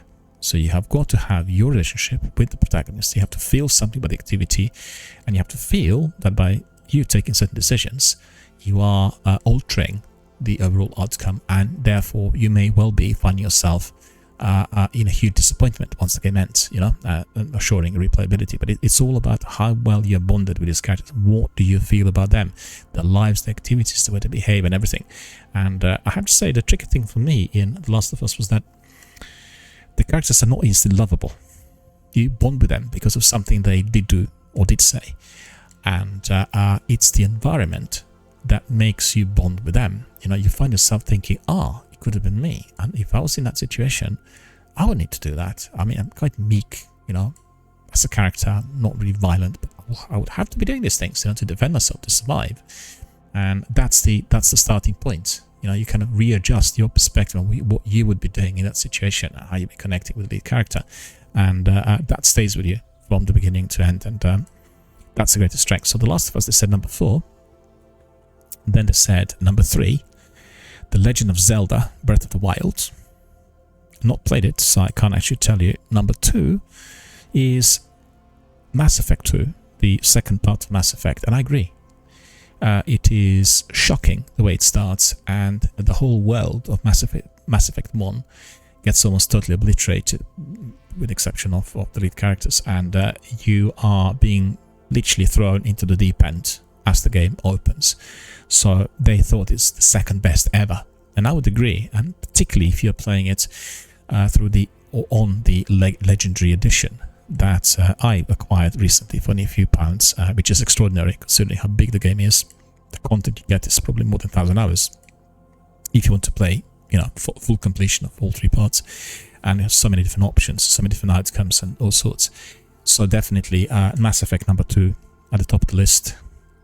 And then they said for them the very best is BioShock. Like, there's never ever been a better opening of any other game according to GamesRadar. Well, if you're listening, you're watching, you're accessing some video playback or VOD, make sure you ping me a message and tell me what you believe is the best opening of any video game that you played in your whole life. Remember, it's just completely personal. People experience different games in different ways. So just ping it and make sure that we debate this online, because I think BioShock is fantastic, but I don't really think it's the best ever. And I'm trying to think what my best take ever would be, and I can't actually give you a clear-cut answer. There are quite a few games that I liked with the openings, and I've always enjoyed watching these cutscenes, like a film before the film, like a prologue, and giving you access to what will be happening in the game. I think it's more than fundamental, as if you present a fantastic opening which is cinematic, then people watching it will step in and play the game. If it's boring, then it will just put you off. So it's a bit like, when you do podcasting, or you do things online, you've got to give something very interesting right at the beginning, and then people stay with you. So that's it. They said BioShock for them, the very best, the first one. And then we have another list, which I selected earlier today. And they said, let me just see, it is 10 games like Civilization for every master strategist. So what are the best strategy games? They're giving us 10 titles. Let's see. It's a good way debating the best of on Sunday during the bank holiday weekend, because you may want to play some of these games, or you may even have some of them. Just having a look. Did I put numbers? Age of Wonders, Planetfall. They gave that ranking. Then they said Total War, Three Kingdoms. I guess they're not giving it 1 to 10 or 10 to 1, as they think that all of them are pretty much on the same footing. Total War I played many years ago, and it is a great game, and definitely a very good strategy game. You need to think a lot when you are planning your battles in Total War. Free Civ is the other. Not played the game. Europa Universalis. This is a strategy game going back to the medieval times, and you basically replay different historic events in order to conquer certain territories. And I've seen trailers. It looked very interesting. So, like Age of Empires style. Stellaris is also on the list, and Stellaris is a wonderful strategy game where you're battling different enemies in space, and you need to think a lot about how to enable your team to be as strong as possible to avoid obliteration. Endless Legend is the other. Not played Endless Legend. In a strategy game similar to Age of Empires. Sid Meier's Alpha Centauri. Well, Alpha Centauri I played at some length, and that was many years ago. And the game is as exciting today as it was then. So really highly recommended to everyone. And then you have Warhammer 40,000 Gladius Relics of War. Well, Warhammer, I played quite a few Warhammer games I played, and I always thoroughly enjoy them. So this is a PC game, and it's a turn-based strategy game. So make sure that you are trying it if indeed it is within your reach. So that is one of those Warhammers, Gladius Relics of War. Sigma Theory, Global Cold War. Not played it, but very, very interesting type of game where you are basically basing this on 4X gameplay ideas, but it's very simple in execution. You choose a nation to battle other nations for the technology of the future, like battling Elon Musk, you know. I guess futuristically and science fictionally. And then you will send your undercover agents on your turn to steal these secrets for you from the enemy nations. And then at the same time, you're working on diplomatic ties with the very nations you're spying on. So you're really trying to trick them into something that will not work in their favor. And it's a simple concept, but it takes the often enjoyable portion of diplomacy in strategy games and puts it at center stage, leading to interesting narratives. So remember, it's not just about spying, it's all about diplomacy. It's the two things together. So it looks like a really craftily created, very interesting strategy game. And I'm very, very curious to find out what it's like. So remember, this game is called Sigma Theory Global Cold War, a PC game produced by Myclaw Studios. Humankind is the other. Humankind, again, is a game which you can access not just on a PC, but across the board on PlayStation 5, 4, and also on the brand new and the older gen Xbox console. And they said very similar to Sid Meier games, and it is a fantastic alternative to Civilization 5 and Civilization 6. Well, if you played any of the Civilization games, you know what they're about, and you know these are games that require a lot of thinking, a lot of planning, a lot of calculations, and a lot of strategizing. So if you are into this, well, these are the games they recommended. 10 of the very best. We have another one of these very best ones. You know, like what is the best type of recommendation? And the last one I have for you is the 25 best FPS games you can play at any time. Well, I'm very curious about this, as I have been an avid FPS fan for many, many years. So let's see what 25 is selected as the very best. But I tell you one thing, Doom is likely to be amongst them for certain. Splitgate is on number 25. I played Splitgate and I have to say I did not enjoy it a bit. And disagree with me, please, if you will. If you played it, I found it to be a copycat of other FPS games, and it was extremely buggy on release. I played it for beta, I think, and when it got released, like first couple of weeks, didn't grab me. And they thought it was one of the best 25 games produced by 1047 games. So it's again on across the board on all consoles, on all platforms accessible, and. They said that this is one of the most original FPS games of the current generation. And what would happen if Halo and Portal had a baby? So that's the idea. GamesRadar, I think it's the merger of the two, but I didn't really feel that, I have to say. Valorant is a very, very good FPS game. They left it on at the place number 24. Riot Games produced PC game Valorant. Then Back 4 Blood. Back 4 Blood is very good, I've got to admit. I really liked it. I don't think it lives up to the potential of Left 4 Dead, which is its predecessor, but definitely a game that must be played in a team. It's a squad of 4, it's a multiplayer, it's an online game, and you are fighting zombies. So a lot of activity, they come in rounds, and a very enjoyable game. One way or the other, Valve produced something which is really good. Turtle Rock Studios, and accessible on all platforms. So I would stay with that. Yeah, I would agree. And then Battlefield 1, number 22. Then you have Dusk, which is number 21. Dusk I've not played, actually. Let's see. So similar to Quake. It's an older game by the looks of it. And Half-Life 2 is terrific. And I was going to say that Half-Life 1 opening, for me at the time, was the best opening of all time. That was in the 90s. It's, you know, quite a few years back. And it had this lengthy opening sequence to which we've been drawn to where Gordon is going to go, and then the Armageddon kind of breaks out as you enter the facility where everything went wrong. And Half-Life 2 is exactly the same. So they said that the opening of that game is better than that one of the predecessor. And Far Cry 6, number 19. Well, I thoroughly agree. Far Cry 6 has got absolutely incredible opening, a very, very good cinematic sequence as well.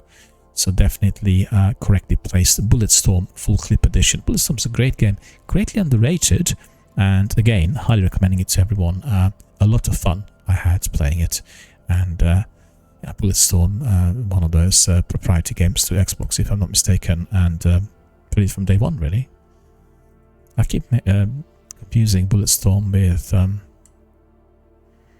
what's the other one called? Crackdown. It's a similar sort of thing, Crackdown, Bulletstorm, you know, easily muddled up. Anyway, Call of Duty Modern Warfare Remastered. Again, a very, very good opening. I agree with that.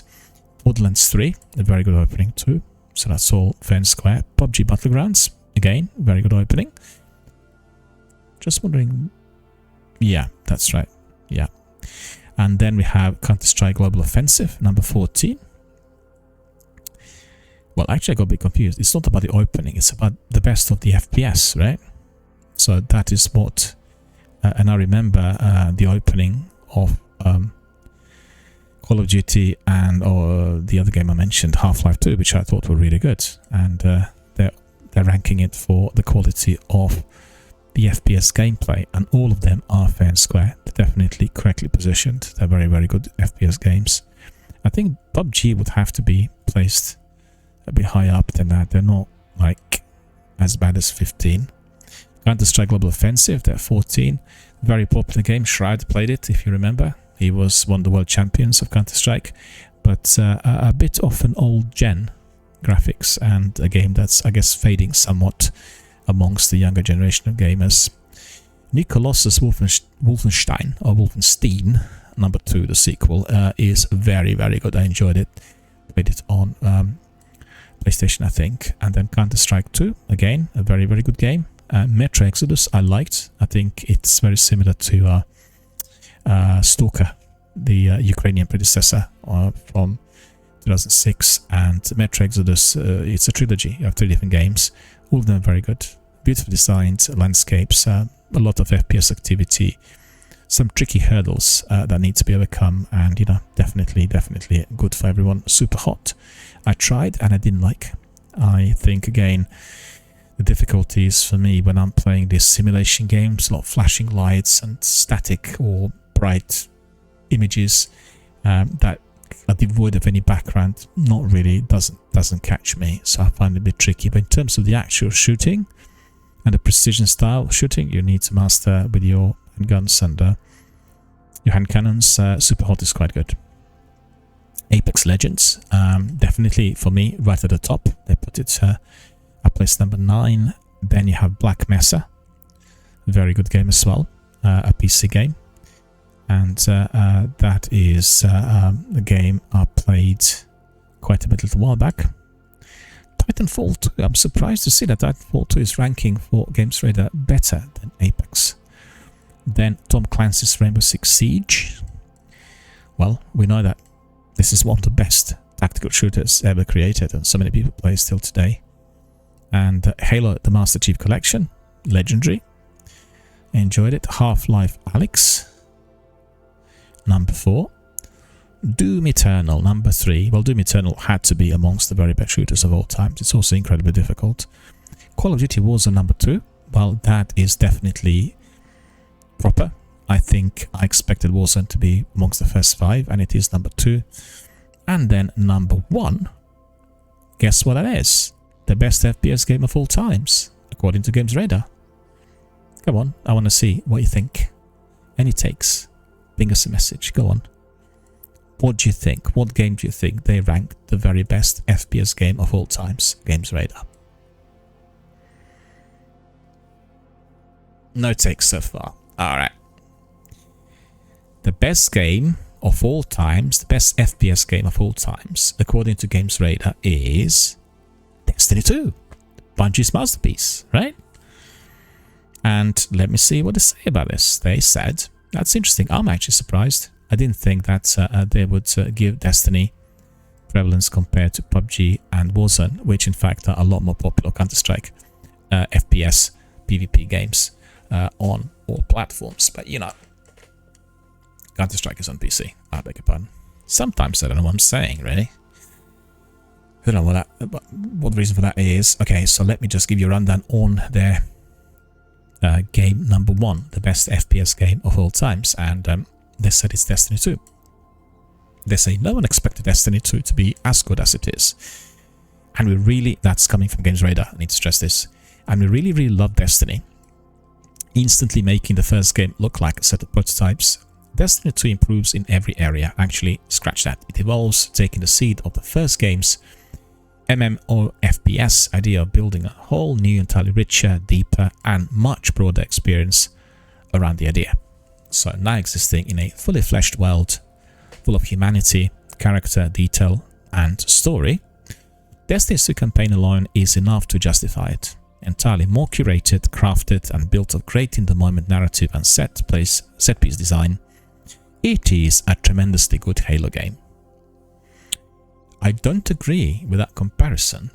There's a significant difference between Destiny and Halo in the way it's run, so don't know where he picked this up, probably just equating it with Bungie developing Halo, you know. I don't think it's anywhere similar to Halo. In fact, I feel that the present format of Destiny is like one galaxy away from the world of Halo. We know that with Halo Infinite, they were trying to create a major open world and interactivity and various other things, but Halo is essentially just hammering FPS activity in different environments. The story is there, but it's quite secondary to the actual activity. And in Destiny, it's been swinging the other way. So there has been a resemblance to Halo right from the start, but again, offered in a very different format with non-linear storytelling and any activity which you can access at any time.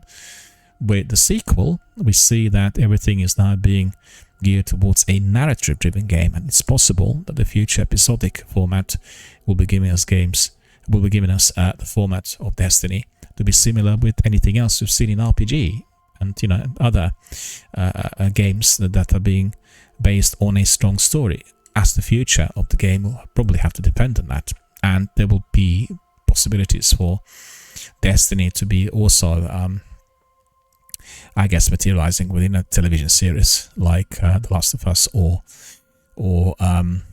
Fallout, which turned out to be incredibly popular. So, you know, there are lots of possibilities immediately getting unlocked by that direction being pursued.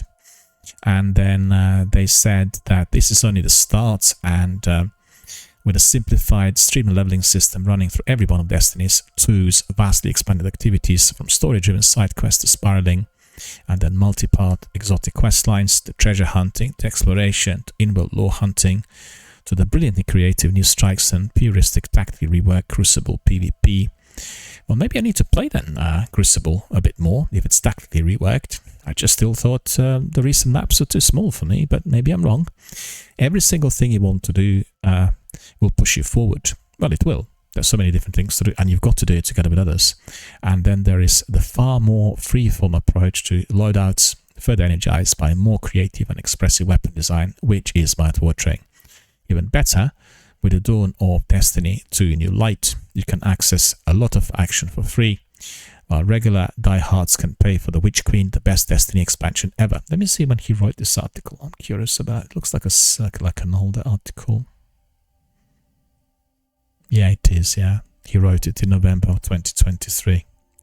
Doesn't matter, the game's still as good as he described, and Dave Micklem is the chap who wrote The Verdict, right? So Dave is the one who gave 25 of his best, and he basically is their senior writer, and I guess I would agree with most of his recommendations, but there were a few games, like I mentioned, that I didn't really rank too highly, the games that didn't grab me, but that was more to do with my personal preference, not to do with the actual FPS activity.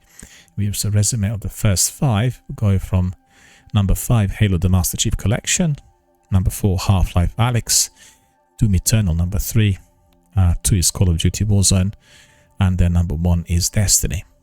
Well, I agree with some of that. I still have PUBG amongst the first 5. I think it's one of the most popular FPS games, and certainly the one that delivers. Many people in FPS don't like stealth. That may be the difference, you know, like with Destiny, there's no stealth. It's all about engagement. And with Doom, it's all about engagement. Warzone does have some stealth, but again, when it comes to skirmishes, it's all about engagement. So I guess maybe that's the main issue that will tip it in favor of these games compared to some of the other ones which I talked about. Let me see what else we've got here. All 4 modern Fallout games catapulted into the most played games on Steam Deck in the course of the last month. Well, that's not surprising. Fallout series has been incredibly popular, and it really facilitated and accelerated the sales. Taken the world by storm, and as expected, a huge marketing campaign coming on Amazon for some time, and also the series delivering, like Jonathan Nolan's direction and production had definitely been very much aligned with the ethos of the series. So everything kind of clicked, and therefore the story is good, the casting is the best possible, and it opens up very many possibilities for future episodes and seasons. So, really absolutely terrific. And they said that the Prime Video on Amazon had 65 million viewers within the first couple of weeks, and that's been just incredible. And then they said that the same thing happens with the game. And Fallout 4 is now number 2 in the top 20. Vegas, that's Fallout New Vegas, takes spot 7. Fallout 76 spot 10. Fallout 3 is number 20. Still, down to 20 games. If you consider these games were made some time ago, Fallout 76 being the most recent one. And Fallout 4 still is the most popular amongst the titles mentioned. So that's really great. And they said when the Witcher TV series came out on Netflix, Witcher saw their player counts higher than it ever had before, with the sales up to 554% increase. So literally 554% increase on the sales of the game. And I think with Fallout was a lot bigger than that. And a lesson that some of the publishers can learn: if you can get series made based on your game, there will be a huge popularity. So you could see how the two worlds are merging at the moment: the world of video gaming together with the world of television series, i.e. filmmaking. And this is the merger which I feel will be probably most fertile for many years to come. That is certainly my opinion. Okay, so we know that, and let's see, we have still a few more interesting bits here for you. Well, I told you already on Friday that Star Wars Jedi Survivor was available for everyone to play on the free play through Xbox, and they introduced the game last week, within the last 10 days, to Xbox, and you have it on Game Pass. So if you are a fan, and if you're not on any other platform, definitely step in. It's a fantastic game, ranked one of the best Star Wars games of all times, one of the best releases to come out of video game industry within the last couple of years, and I will be playing it. I've not downloaded it yet, but at the moment I'm really doing the indie games. But the next big thing is going to be Survivor for me. And then also you can just explore the world and compare it with other sci-fi games. And maybe if you played Knights of the Old Empire, which is still for me the best Star Wars title of all, and a remake is currently being made and prepared for publishing, you'll take your decision. You'll tell us whether you also believe that the game is as good as they said. And it's a big game. You'll be able to spend definitely quite a few hours on it. So like I said, Star Wars Jedi Survivor is available this weekend. That's until sometime tomorrow as free play on Xbox, and then you can have it on Game Pass. One way or the other, you can't go wrong. And then I've got here a poll for Stellar Blade. So if you are doing the game at the moment, if you listen to my podcast dedicated to it, and if you kind of watch other streamers, then make sure that you go to the message on my Twitter, and then go to the poll and click on it and just rank the game. They want to know, Push Square want to know how highly you rank the game altogether, not just about her appearance, but more about the actual FPS type of activity. And I think everyone will be very, very happy with that.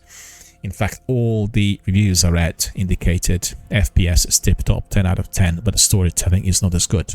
Don't know, need to try it, we'll be able to tell you. And then we have news about 20 games that are coming to Xbox next week. So let's see what these games are. That's coming from Pure Xbox, and they said, well, I know about the titles arriving to Game Pass, but one of the biggest titles obviously is I know it's not going to be on the 10th, I don't think. Hellblade, of course. And they said the roundup is for the week ending on the 10th, and there's some really very good games on the way up, and that's Pac-Man Mega Tunnel Battle, Jump Champs, Indica, and Crow Country.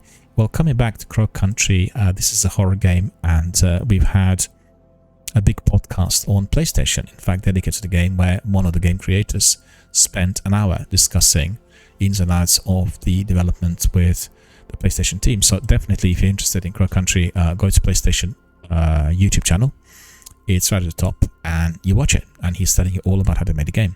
Very interested about the game, because we are going to be able to access it on Xbox, and it is also going to be on PlayStation. And we talked about this yesterday and the other week. It seems that the executives, particularly with the change of the main executive at PlayStation, had agreed that the future of gaming is no longer with console exclusive games, as the future is all about cross-platform access and the ease of access wherever you are. And that is certainly the strategy. So they began to share big titles. You've seen Sea of Thieves, the exclusive of Xbox, is now emerging on PlayStation, and other games popping up on Xbox and vice versa. So we'll have more of that as we go along, and I think the strategy will become more and more clear within the next few months, maybe even more so during the showcase, which Xbox team is going to be presenting in June. So let me see. Pac-Man is the one of the games. So the games are stated in here. I'll just read them out. All of them are coming to Xbox in no time, so within the next week. Brocula, a vampire game, coming on the May the 7th. 15 in One Solitaire, so that is May the 8th. I'm Your President, May the 8th. Indica, May the 8th. Midnight Remastered, May the 8th. Prison of Illusion, again another vampire game. I don't know what's going on, there's so many vampire games floating about. May the 8th. Tennis Elbow 4, that is a tennis simulation game, so definitely step in if you want to play tennis online. The Prisoner of the Night, so that's a platformer, and it's nightmarish, like a 2D style. And coming out on May the 8th, Corporation, The Sorting Princess, that is coming out on May the 9th. Crow Country, a survival horror game where you'll test yourself against puzzles and riddles as you investigate the eerie tranquility of the abandoned theme park. That is on the May the 9th, so that is only 4 days away. That's on Thursday. I'm quite curious. I mean, I've heard about the game, but I think what drew me to the title is that interview with the other guys, and that is certainly what is going to be bringing me in to play the game, either on PlayStation or on Xbox. Pac-Man Mega Tunnel Battle, Jump Champs, May the 9th. Then we have Rainbow Cotton, May the 9th. We have Aquarium Designer, May the 10th. Chronicles of Magic Divided Kingdom, May the 10th. Farland's Journey, which is again a platformer, and it's sort of reminding you, they say, of Magical Academy, May the 10th. Kindle 2 Frostbite, May the 10th. Paper Flight, Future Battles, May the 10th. The Origin, Blind Maid, that is an interesting title. And decades after the events were generated, The Origin, a corrupt politician on the run from justice, takes refuge in an inhospitable region plagued by terrible legends. World War II Rebuilder, that is May the 10th. And that's in 1945, at the end of World War II. And again, it is a game where you need to be rebuilding the area where you find yourself in. I said the same quest, and you need to repair and renovate places completely destroyed during the war. Just bear with me, I'm just receiving some messages, so I'll be back in a second.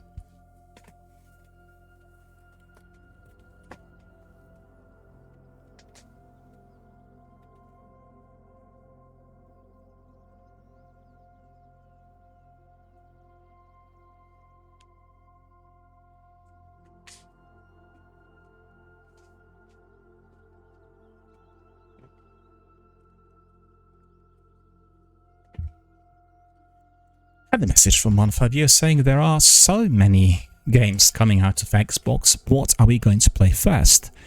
Well, thank you for that, James. I think it is very difficult, even for me, to decide what to play first when we consider how many games are coming out at all times. We have to be selective, and we've got to be choosing things which are based on personal preference, either in terms of the style or genre or what kind of catches our eye.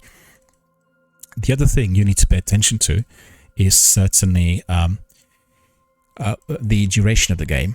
I think what I realized as I was doing the indie games of late is that many of them are quite short. So it's very easy to slot in the shorter games and play them in the course of 1 week. Like I've downloaded 20 and I'll be probably able to finish most of them within a couple of weeks, compared to the games like Mass Effect or Fallout, which will take you months to finish, and depending obviously on the hours you put in the game. And games like PvP style stuff, Battle Royale like Apex or Warzone, which require continuous gameplay, and you will be doing the matches again and again. So depends on your own personal preference, depends on how you want to organize your time, how much time you've got on your hands, and it's all these kinds of factors. But I'd say generally one of the best ways, the way I do it, wait a second, just a problem with my back, because when I'm talking I'm slightly bending forward and this mic is quite close to me. When you're deciding on what to play, well, just consider what grabs you, what's your own personal preference. And also you can watch YouTube reviews, and like I said earlier today, I follow Games Radar, Games Rant, Game Rant, GameSpot, Eurogamer, then I have Xbox Wire, then I have This Week on Xbox, then I have PC Gamer. So I read these articles that those hubs publish, and I kind of guide myself accordingly. But I'll also be driven by my personal preferences and the titles that really kind of interest me. It's a very good idea to be watching showcase presentations, and like for instance this week we had Idea at Xbox. It gave you a very good sense of what's happening in the industry and what games are there to be found in next few months, and we are definitely going to be gravitating towards them in view of the marketing campaign. And a showcase event for me is the best way through which I'm learning about new titles. You have many titles given to you within a couple of hours and presented to the development teams. You get all the information on the way the games were made, what they're offering, what the gameplay style is going to be like, and everything else which is based or linked to the title. And therefore you can, take a notepad, write down a few titles, and then wait until they get released so you can pre-order. That's all I can tell you. So thanks very much for that, James. Really appreciate it, and great to see that people are watching and corresponding in view of what I'm saying here live on air. And the game that I'm really looking forward to, two games in fact, and they left them here right at the end, are the games that already have been talked about quite a bit on various Xbox presentations. Number one is the sequel to Kona. Kona is a detective thriller mystery based in Canada. And I don't know whether you played it. It's accessible both on PlayStation Plus and Game Pass, and a great game. It's a good retro style aura about the activities that are happening in the early 1970s in Canada. And Kona 2 Broom is an extension. It's the sequel to that game. So I'm very curious to see what the game will offer. Play it on day one, download it as well, preload it, whatever. May the 7th is the day where Kona 2 Broom is coming out. And then you have Little Kitty, Big City, May the 9th. The one of the big executives of Xbox has talked about this game. Yes, they recommended it to everyone, and I watched trailers and they're just so good. They really remind me of Richard Fleischer's and Tex Avery's animated films and cartoons from 1930s, where they decided to use animals, a variety of animals in cartoons that represent people in real life situations, and therefore the situations and the characters will be parodied. And in this instance, I'm not sure it's a parody. It's almost like a cat that gets lost in a very big city, like in a global capital, and is trying to find a way out or trying to find a way home. And that's very similar to what many people experience when they come to a global capital, and it's instantly appealing. It's instantly appealing through the the concept and also to the characters that I've seen on this trailer. So most highly recommended. Little Kitty Big City out on May the 9th on Xbox Game Pass. Alright, I think we've come to the end. I think there's just one more bit which I need to tell you. Let me just see. And yeah, that's right. Correct. I got that right. There's just one more. And that's about the game Scare. I don't know where you played it. Scare is a horror game which is very, very frightening and made by a Welsh development company, if I'm not mistaken. Let me just see. This is a new title, part of the series. Let me see. That's called Scare Rituals Roadmap. Promises a new map, weapons, and a hardcore Easter egg. And yeah, that's right. It's Wells Interactive that made the game, and they said that they are promising all sorts of things there. They're saying we're committed to continue to improve all areas of the game and provide you with lots of surprises. So that is the new free content updates, and they are coming away for Made of Scare spin-off, Scare Ritual. Made of Scare I got on PlayStation, on Xbox for free a little while back, and it's very similar to the old PC point-and-click explorative games like Seven Guest, you know. You can point-and-click, you explore the areas, and there's all types of unexpected characters and situations arising from wherever you go. And it does have that atmospheric aura. It's very suspenseful. It's the music, it's the sounds, it's everything. So you can play it on your headphones loud and you'll get into the atmosphere of surprise with ease. So that is coming our way. Like I said, they said that the game was released in October 22, and then this update is coming our way with special weapon perks and a new hardcore Easter egg and Easter egg music. So that's very interesting, and they want to be improving optimization, bug fixes, balancing, and networking. I think the sequel had lots of bugs. I read the articles about it. Not played it yet, but I can recommend it. It's a very good game, and definitely we want to support this small Welsh company, Wells Interactive, as they're really doing the best to provide us with the highest possible quality products. And they said also that DLC contains a few cosmetics which are linked or based upon community suggestions, and crossplay is expected to be available for PS5 later this month. Oh, that's great. I'll have a look at that. Just got my PS5, and the improving quality of life, inclusive ADS sensitivity, trigger remapping, weapon FOV slider, and 120 FOV on PS5, and major console optimizations. In fact, on the article, and that's coming to us from Eurogamer, you have that Scare Ritual post-launch roadmap, and it is all displayed. So there's several things in there, 1, 2, 3, 4 sections offered for free, and there are some which I guess you will have to buy. And the demo is available on PC via Steam, PS5, and Xbox Series X. And in fact, I lost track of these demos. I used to have a list of what is accessible, what can be tried, and I used to download demos, on regular basis and try them. But in the recent times, they've just gone from a list, and I really need to get into some website that's telling us what demos are instantly available. And a new concept, which is outside of the equation of demoing games, has been certainly alphas and betas, and most importantly the trials, right? The trials are most recent. So the trials you're getting primarily on PlayStation. So if you're a subscriber to PS Plus Premium, you get quite a lengthy list of games which can be tried for anything between 2 to 5 hours. And I tried the other day Baldur's Gate 3. 2 hours seemed too short for the game of that magnitude. I just didn't even get to the first hurdle, and a lot of time spent on customization and a few other things. And then the other game I played on trial was Cyberpunk, and I had 5 hours on Cyberpunk, which was, I think, sufficient in order for me to experience or get the flavor of what the game's like. And then God of War Ragnarok as well. Again, it was 2 hours, which seemed very short, but that's the concept. And I think the idea is for people to be able to try something of the game without any restrictions, and then be driven to basically purchasing it. And demos was something else. You had games like Resident Evil giving you a demo which was quite different to the game, or you had demos which were giving you a section of the game. And I think I mean, the developers are always in two minds about this, indicating the difficulty if, for instance, you would be revealing something about the title which data could be seen as boring if you had to replay it. And I understand that. I think it's much better to produce a demo that gives you just some gameplay. The new tactics were alphas and betas to which you can carry forward the achievements or the scores, and that depends on the game, of course, and the list just goes on. But I think doing betas and alphas is very important, similar to what I said earlier when it comes to supporting the game developers. And game developers are the indie game developers require support in order to grow, you know.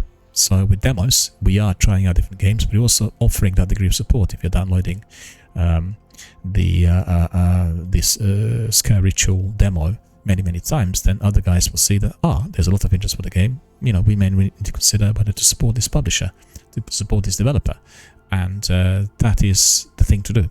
So anyway, I'd just like to say you can get the demo on all platforms. That's PC via Steam, PS5 and Xbox Series X and S, and you won't be able to sample how the co-op feels that way. It's a single player alone. Never mind, it's going to be good enough for us to see what's what. Right, so that's all the news for you today. That's all I wanted to tell you. And I'm very glad that we've had a lengthy session. There have been interesting bits arising here from our community members, such as questions being emailed to me or Brona Brothers joining us and asking us about the recent state of Destiny. So thank you guys for that, really appreciate it. And just to say to everyone, you can access daily bulletin of news as well as podcasts on YouTube and Twitter, on Twitter as well, on Twitch. So if you can't be listening to it when I'm doing it live, you can just go there, click on that button, and everything will unravel with ease. And then the other thing I need to tell you is we are supporting a British-based charity called Mind. And the Mind charity is helping people with mental health problems and psychological difficulties. And they provide services in our communities through the volunteers and professionals. And anyone who is experiencing a major difficulty can call them and make an appointment, and they'll be provided with counselling or practical advice or any other services which may be necessary, or they'll be directed to some other entities that are in position to help.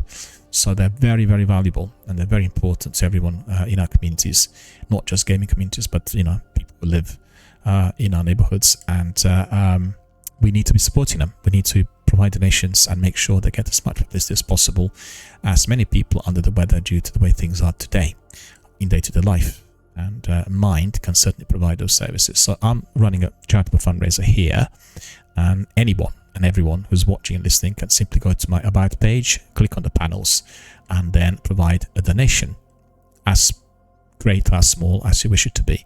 Or you can spread the word.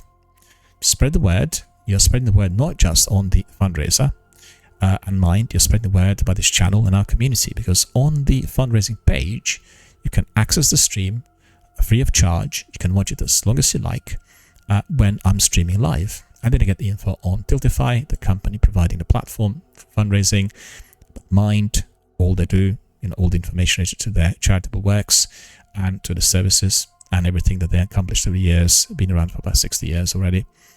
And then you have information on myself as a fundraiser and a Twitch streamer. So all that information is on that page. Click on the panel and you'll be able to get the information, and then you can donate or share that information through your social networking so that everyone becomes aware as to why it's so important to support our charities. So remember, subscribe, support, donate, and help our charities. I repeat this again. Subscribe, support, donate, and therefore help our charities. Thank you for watching, and thank you for listening. Thank you for being here with us tonight. We'll carry on as usual, and I shall wish you all a very enjoyable evening here during our bank holiday. Hope you play lots of interesting games. Hope you go out with your friends. Hope you meet some friends online as well through your video gaming activity, which has to be polite, attentive, and ethical, as always.